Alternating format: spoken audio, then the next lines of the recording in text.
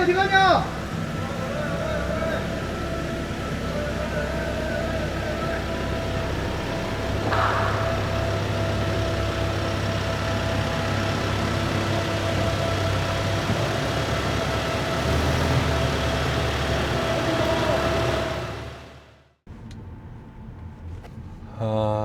오늘 기계가 들어오는 날인데 그 부분보다는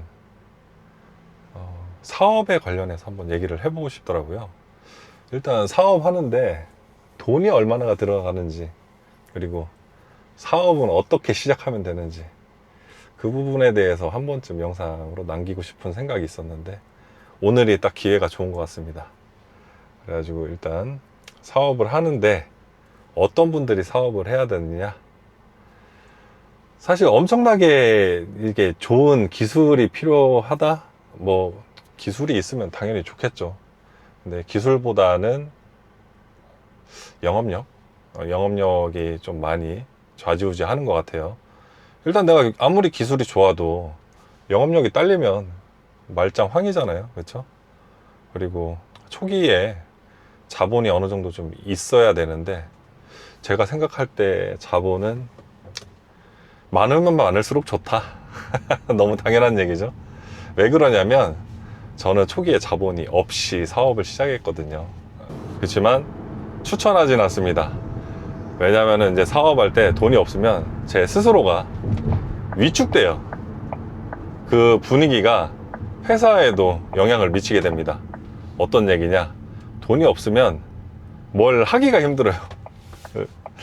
좀 뭐라 해야 되지? 소극적으로 된다고 해야 되나요? 그래서 돈이 없으면 사업을 하는 건 진짜 모험이다. 사업 자체가 모험이지만 돈이 없는 상태에서 시작하는 사업은 더 큰 위험을 따른다. 근데 저 같은 경우엔 없이 시작했습니다. 예전에 누가 그러더라고요. 이게 똑똑하면 사업을 안 한다고. 약간 모질라야 그냥 사업을 할 수 있다. 왜냐하면 똑똑한 사람들은 굉장히 분석을 하거든요. 이거 내가 사업해가지고 과연 먹고 살 수 있을까? 왜냐면은 어찌됐든 처음에 큰 돈이 들어가잖아요. 예.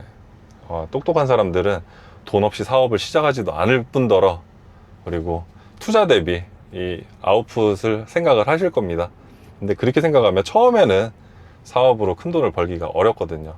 어느 정도 이제 성장을 하면서 거래처도 생기고 매출도 늘고 하면서 내 사업을 키워가면서 이제 돈을 벌 수 있는 구조인데, 처음부터 돈이 많이 들어가지만 오히려 직장 생활보다 불안정하게 돈을 벌 수 있을 상황이 오기 때문에 똑똑한 사람들은 아마 사업하기가 쉽지 않을 겁니다. 약간은 좀 도전적이고 진취적인 그런 분들이 사업에 좀 잘 어울리는 것 같고, 자, 저 같은 경우에는 어떻게 시작을 했냐, 돈이 없어가지고 일단 처제한테 1,000만 원을 빌립니다. 이 자리를 빌어서 처제가 제 영상을 보는지는 모르겠는데 너무 고맙게 생각하고, 저한테 개인적으로 회사뿐만이 아니고 처음에 어려울 때 많이 도와줘가지고 항상 고맙게 생각하고 있는데, 좀 기회가 된다면 꼭 갚아주고 싶네요. 그리고 1,000만 원을 빌려가지고 기술부증기금에 가요. 그래가지고 이제 대출을 1억을 받게 됩니다. 2억까지 대출이 된다는 이야기를 들었는데, 이제 직장 생활하던 사람들은 억이라는 단어를 딱 듣는 순간 억소리가 납니다. 깜짝 놀란다는 거죠. 부담스럽다는 얘기예요. 결국에 뭐냐, 내가 이걸 1억이라는 돈을 빌려가지고 갚을 수 있을까? 왜냐면 직장 생활하면서 통장에 1억을 이렇게 모으기가 정말 쉽지 않거든요. 저도 지금도 마찬가지인데, 그때 당시에 뭐 300, 400 받는 사람이 통장에 돈 100만 원, 200만 원 이렇게 넣고 사는 사람이 억이라는 단어를 들었을 때 약간 좀 멈칫하게 되더라고요. 근데 그때 당시로 돌아간다면 대출은 받을 수 있는 만큼 다 받을 것 같아요. 나중에 돈이 필요하면 조금 아쉬운 상황이 옵니다. 그래서 1억을 받아가지고 일단 처제한테 빌렸던 1,000만 원을 갚아요. 갚고 기계에 선수금을 40%를 넣고요. 그리고 공장을 알아봐야 되잖아요. 공장을 이제 온전하게는 못 얻고 남의 공장에 비는 공간을 조금 빌려가지고 사업을 시작하게 됩니다. 그렇게 해서 공구도 사고 바이스도 사고 이것저것 필요한 거 사니까 저에게 남는 돈이 대략 한 3천만 원 정도였어요. 그 3천만 원을 가지고 사업을 시작했다고 봐도 과언이 아니죠. 그래서 첫 달에 제가 매출액이 500만 원이 나왔어요. 500만 원. 그래서 뭐 공장세, 전기세, 그리고 집에 조금 돈 가져다 주고 이렇게 하고 나니까 당연히 500만 원 매출로는 마이너스죠. 거래처가 없었으니까요. 이제 아는 분들한테 급한 거 있으면 일 좀 주세요 이렇게 해가지고 사업을 시작했었으니까 첫 달에 500만 원의 매출을 내고 두 번째 달에 매출이 1,500만 원이 찍히더라고요. 자, 기계 한 대로 1,500만 원을 하면 그때 당시에는 그 견적내는 개념도 지금과는 달랐었고 싸게 해가지고 별로 안 남아도 일하는 것 자체가 굉장히 즐겁다고 생각하고 했던 때였어요. 그래서 1,500만 원으로 해서 이제 겨우 이제 나갈 돈 나가고 집에 줄 돈 주고 이제 평균치를 맞추겠더라고요. 아, 그래서 그때 느꼈죠. 기계 한 대로 나 혼자 했을 때 매출은 최소 1,500만 원 이상이 나와야 되는구나, 그렇게 생각을 하게 됩니다. 일단은 처음에 사업을 했을 때 들어가는 돈은 뭐냐, 기계 리스비 나갈 거죠. 그리고 공장 렌탈비, 그리고 전기요금, 그리고 제가 끌고 다니는 차 유류비, 그리고 밥 먹는 거, 식대, 뭐 요 정도. 그런 얘기를 들었을지 모르겠어요. 사업을 혼자 해서는 정말 망하기 힘들다. 정말 그래요. 지금 같아서는 혼자 하잖아요. 그러면은 욕심을 당연히 버려야겠죠. 욕심을 버리고 하면 절대 망할 것 같지는 않아요. 그래서 연세 많이 드신 분들 있잖아요. 혼자서 그냥 월급만 벌어가야지, 이런 분들 많은데 그것도 이해가 됩니다. 근데 어느 순간 되니까 제가 한 대로 1년 정도를 사업을 했거든요. 근데 2대가 이제 갖고 싶은 거예요. 근데 그 공간이 나한테 할애가 안 돼서 이제 다른 공장을 알아보게 되죠.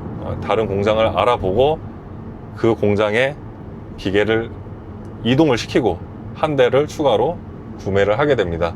그래서 2대로 사업을 시작을 해서 한 1년 정도 또 이렇게 지내왔어요. 근데 저도 어떻게 보면은 참 무턱대고 지르는 경향이 없지 않아 있는 것 같은 게, 기계가 한 대쯤 더 있었으면 좋겠다라는 생각이 들더라고요. 그때 이제 새로 직원을 채용하게 됩니다. 그리고 제가 있던 공장의 옆쪽에 용접하시는 사장님이 계셨는데 그분이 이제 사업이 잘 안 풀리셔서 접게 되셨어요.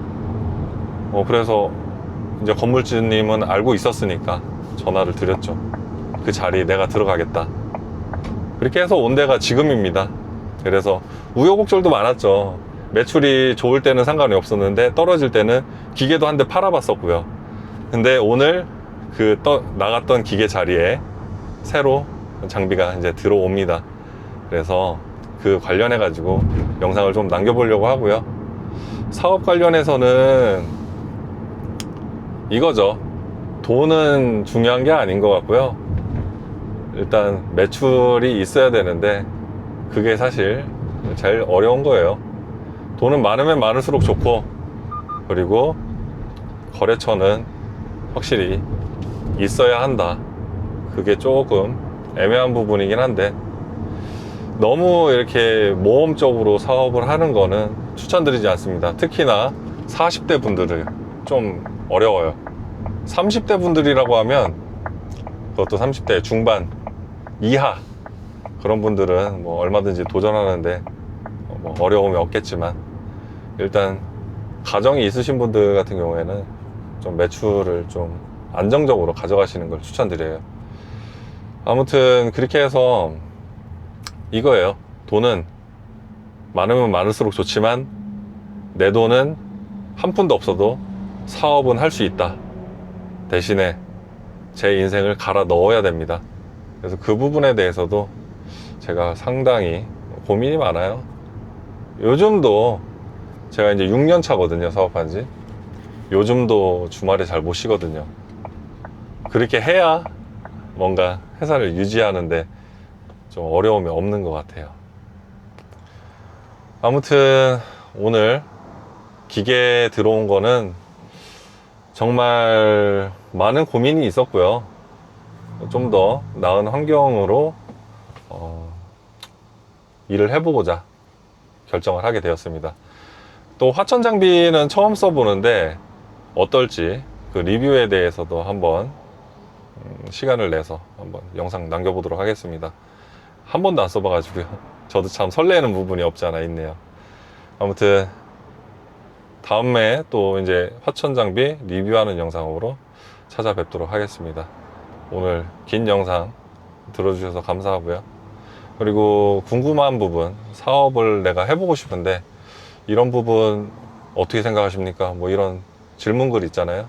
댓글로 많이 남겨주십시오. 그러면 하나하나 제가 정성스럽게 댓글 남겨드리도록 하겠습니다. 자, 다음에 리뷰 영상으로 찾아뵙겠습니다. 5분 하였습니다. 고맙습니다.